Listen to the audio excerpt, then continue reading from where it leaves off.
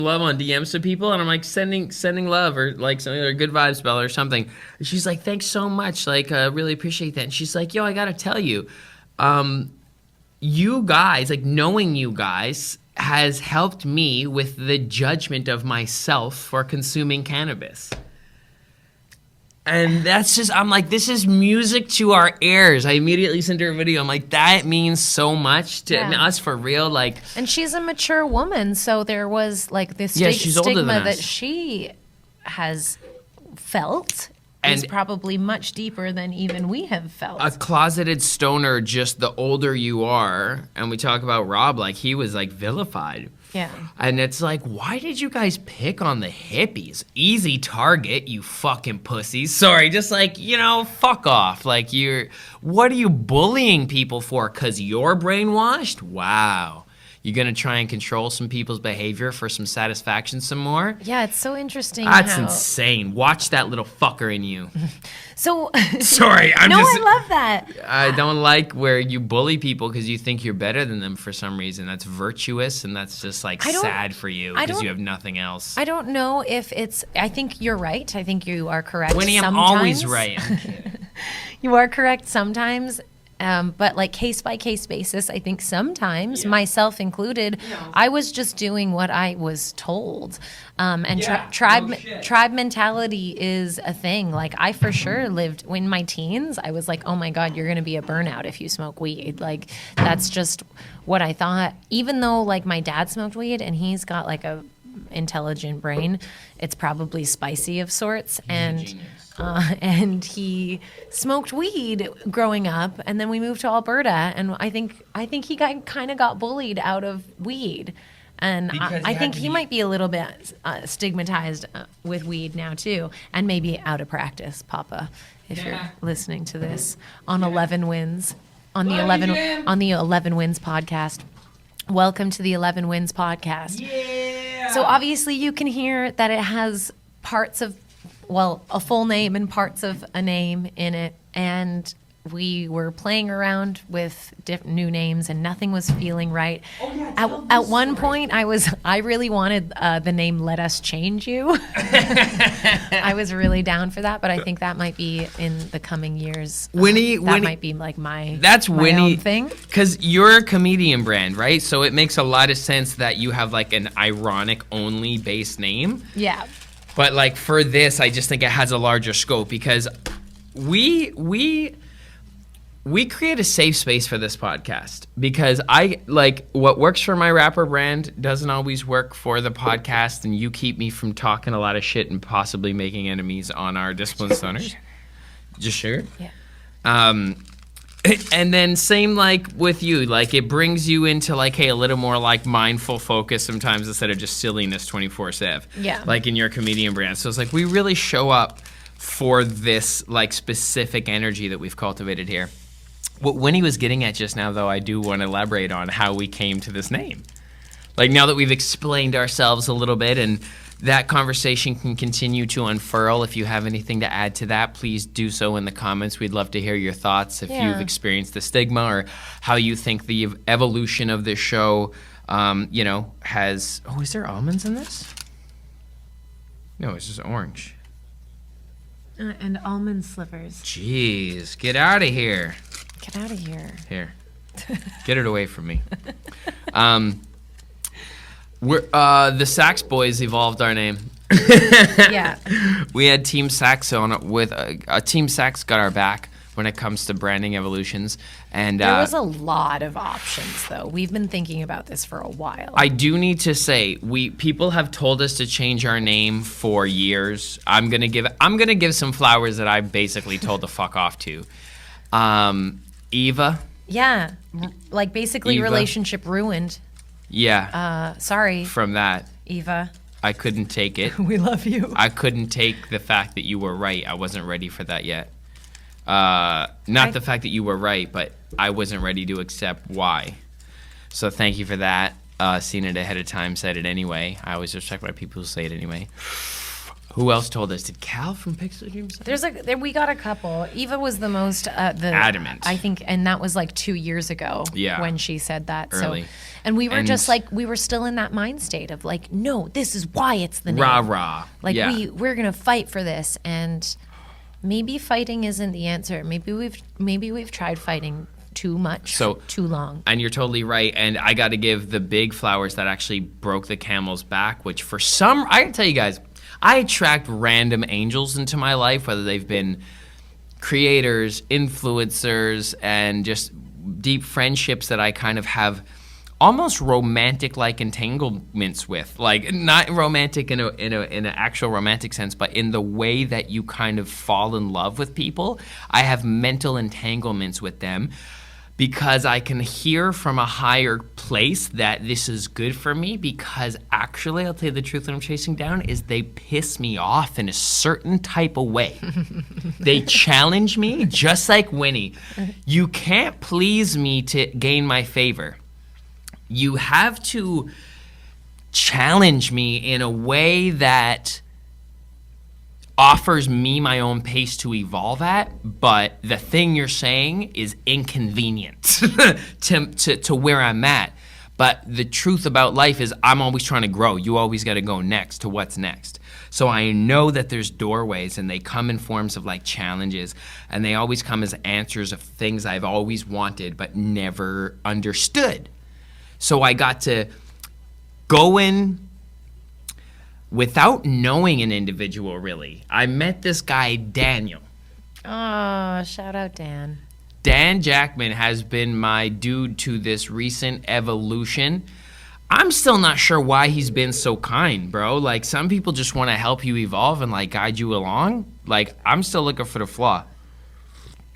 I mean, it's kind of nuts. You've always had magical experiences like this, so we could shelf it under that or file it under there. They're kind of just like, oh, wow, this guy's going somewhere, so I'm going to kind of help guide him, because I do also have a lot of tremendous flaws that probably hold me back in certain ways. And, like, I think I'm a weird case of someone that's like, great, so what? Instead of like, fuck you, I'm like, yes, I know, I don't know that. Oh, no, you're definitely fuck you. And you know what? The other part of this special people, because I don't even realize I'm being fuck you, because my reaction is always fuck you. The other part of those people is they can withstand my reactions. That's Elise Bauman, Tyson, Matt, Dan, Matt, like, dude, Jag. Matt could have kicked me out of his house. Like, I was living with the guy in LA, and I don't really you know what I mean? Fat Sound, my drummer, Paul Ohm has put up with my outbursts, like, and these are all like really cool people that most other people like want to impress and like look up to. Yeah. And I'm just like here being a baby with their time.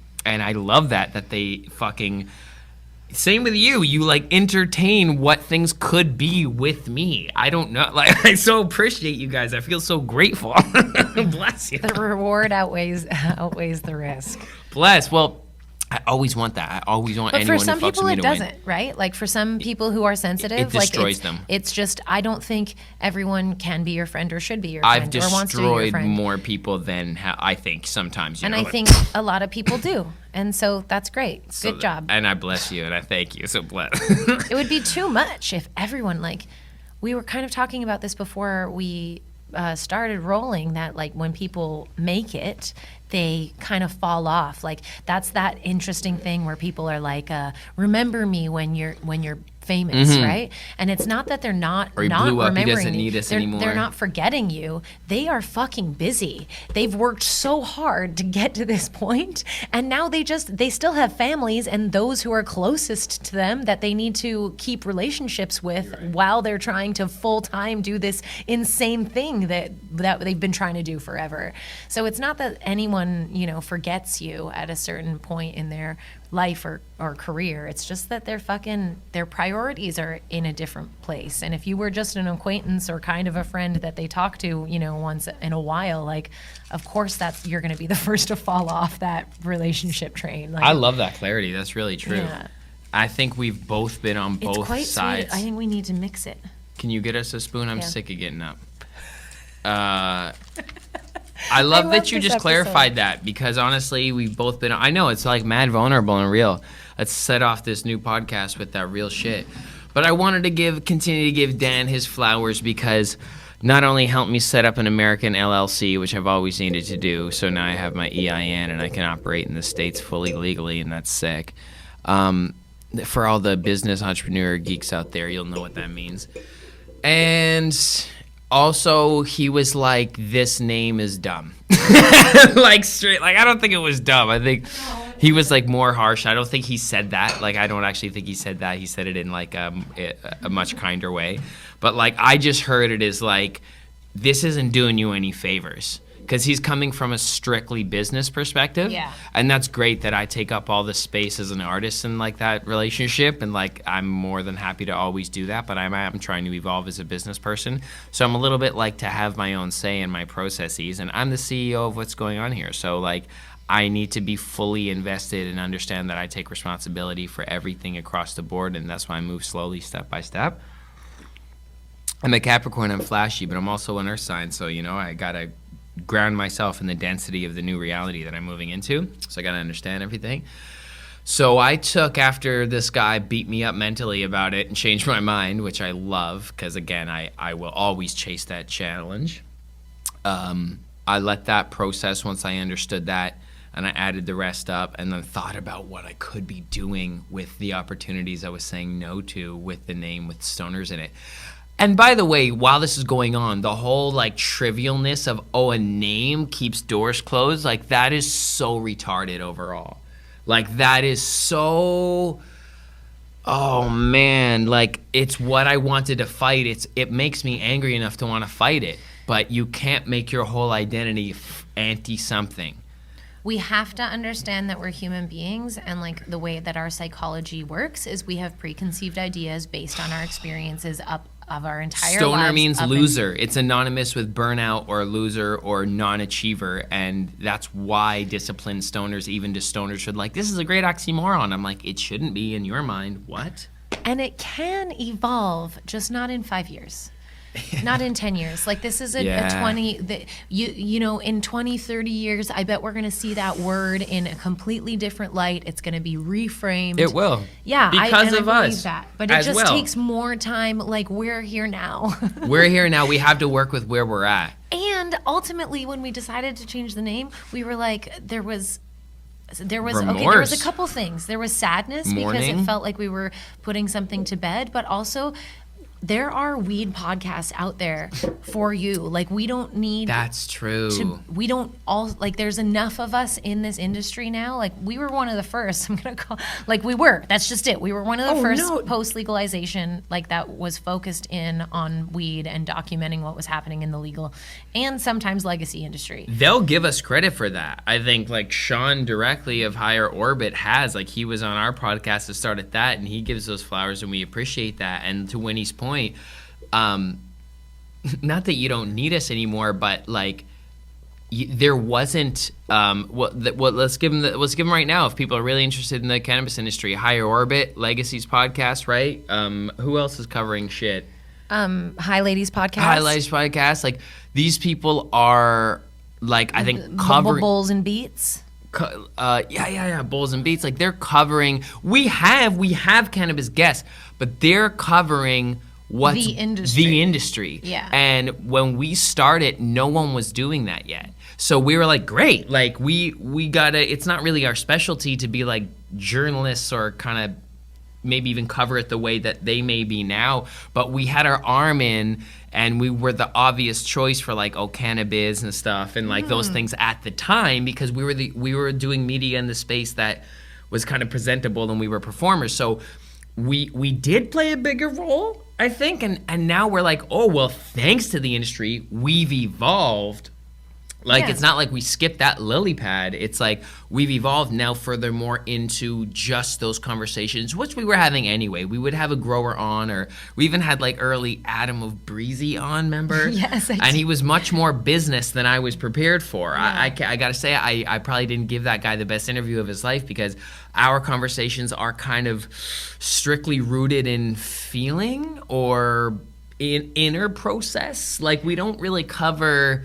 And that doesn't, it Like, doesn't make sense for it's us moving from B2B to B2C. Yeah, like we're much more consumer facing. We work with Can Expo, which is a lifestyle show, which is for the consumer, and we're the hired entertainment to the company that is those other. Prior to the name change too, we even evolved our mission statement to be we celebrate the hustle of the chronic go-getter or something like that. Yeah. So like we were really, and our guests, our last guests have been musicians and comedians. Like, it just feels, ultimately, getting back to feeling, this feels really right. Yeah. And exciting. And our name and is in it. Our names are in it. Yeah. Like 11 Wins. Like, you guys know us as 11 Wins. Like, sometimes, and in the cannabis industry, sometimes people will still just know us as Disciplined Stoners. Like, I don't see us going into a cannabis event and people forgetting about Disciplined Stoners. Like in association to us. Because also some people... Who said they got a job in cannabis and they wanted to learn about it, and when they Googled these companies, we kept coming up like on different, like they'd Google, say, like Band of Trees or like Jazz of someone, or like we've had enough key players in the Canadian cannabis industry on that we kept coming up, and that's how they got into us. And now they're like a fan of the show, like overall. But it was literally doing research for their field and being able to kind of understand and meet these people before they do business with them. Like that, like we do offer that personal characterized touch because like we're entertainers. We're, as I just said, thanks to people who helped me along the way, I'm humbly becoming a better business person. But like, we want to offer Paradox Live in markets that don't necessarily celebrate cannabis or like. Well, I'll still always try and have a cannabis brand at all my events. Yeah, for sure. And I want to work with as many cannabis brands and dispensaries across America as possible. Like I'm now interested in that market and like moving around. But to Winnie's point, we can also do a Volvo Expo, or like we can also do. Like exactly. Hudson's Bay can hire us for their Christmas party. We are full-time entertainers, so like removing that extra step of concern, I think people associate with that, which again is fucked up, and like we are always going to be part of evolving that, or at least having that conversation. But instead of screaming it, we're just going to live it. We're going to live our truth with cannabis. Yeah. And our podcast is going to highlight people who we feel are winning under our 11. Yeah, so that's the other thing that the name offers. So this has been really a necessary, great long-form explanation conversation for us as well. Yeah. I love you. I love you too. And Winnie's such a great comedian, man. She's been out here in the fucking cold, out doing mics and out doing rooms and doing the reps that are necessary. I'm excited. To be next to you to evolve, and you guys can run it back. When we first had Nitish on, because Nitish has been on twice. When we first had Angelica Scanura on. Oh my God, like, you were just a little button. I was just a little baby button. And now you're this... And I was just like, please tell me how to be a better comedian. And you're so cute, though. But you took the humble, real, earnest approach as you do, Taurine. And then now you're out here feeling that rush of... Like, can you... Like, let's...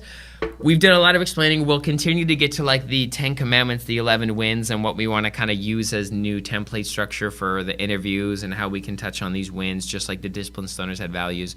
But let's have a little bit of a guest interview with you and me. Okay. Yeah, in between that. So you, in my mind, just went through your you're going through your like kitsch years. Like for me, and that's a reference internally to my journey that Winnie knows. But every artist goes through what I think is the solidifying years, where you go from like imagining yourself as something to really becoming that something. Who, even if you're not giving it as a service yet, you know how to give it as to be it, to do it. So Winnie's been like looking at envisioning herself as like a full capable comedian and just like beating the shit out of herself along the way, but not, because your life has evolved. And please just put it in your own words how this has been with your journey with stand-up. Thank you. So I restarted stand-up in 2022, and I'm coming up on my third year in February. And I also had an 8-month stint into 2018. So, but that was like do it once every 2 weeks, suck every time, it's too hard, I can't do it, I'm not funny, I'm getting sick, I'm quitting, basically. And then after the pandemic, it was really calling to me again, and writing was calling to me, and you just start with your first set, and it's really bad. It's so bad, that first set when you look back on it. And then over the course of time, I think for me, it's always been, and one of our guests talk about incremental risk. Luther Mallory talked about incremental risk and how that's the way to sustainability, because it's not. Who said that? Luther Mallory. Nice. And so that's basically the template that I was using without even knowing it. It was once a week, and then it was twice a week, and then it was 3 times a week, and then it was writing and developing more jokes, and then it was, starting. I actually, truth be told, I only started Truth be told. real crowd work like 6 months ago, and I started doing only crowd. A comedian told me do 10 sets just crowd work. And I was like, that sounds horrible. I don't want to do that at all. And when Nitish had been on the podcast, he kind of gave us the steps of the growth of a comedian. And that was sort of one of them. He said, get out on stage and go as